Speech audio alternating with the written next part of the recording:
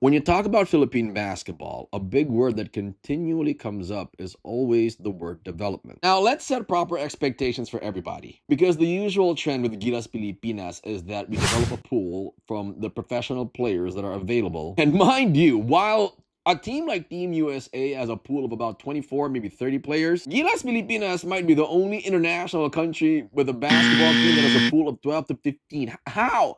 How does that happen? I digress. Now, the reason why a developmental program is very important for Gilas Pilipinas is because we are not Team in USA, meaning we do not have the gifted athleticism, the stroke ability, the length, the height, obviously, the wrist talent. We do not have that. But what we do have is an insane level of delusion in believing that we're pretty good at basketball. So while the rest of the world dealt with their realities by creating developmental programs that take their youth and develop them to becoming really good pros, the Philippine national team continued to operate in the same way as Team USA. Again, living in this delusion that we're kind of like them, even though we're not. Now, not all hope was actually lost. In the past decade and change, there were actually two attempts at creating a developmental program. A program that would focus on the young stars coming from leagues like the UAAP and the NCAA and developing them into future stars and hopefully future stars not just locally, internationally as well. Enter the Gilas Cadets program, a program that I personally believe brought a lot of hope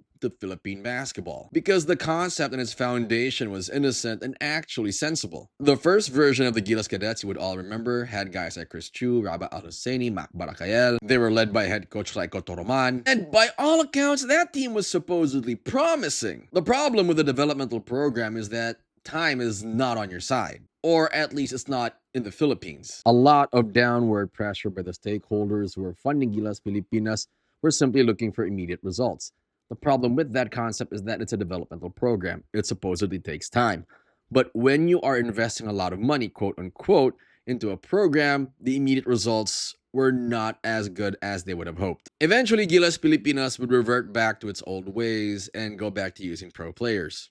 Now, they would try it one more time with Tab Baldwin. And I kid you not, it looked so amazing. That game against Serbia gave so much hope to fans like me. And then politics, of course, in the Philippines happened. Tab Baldwin would exit the program, and then it just went downhill from there. The cadets were no more, and Gilas Pilipinas is back to its old ways.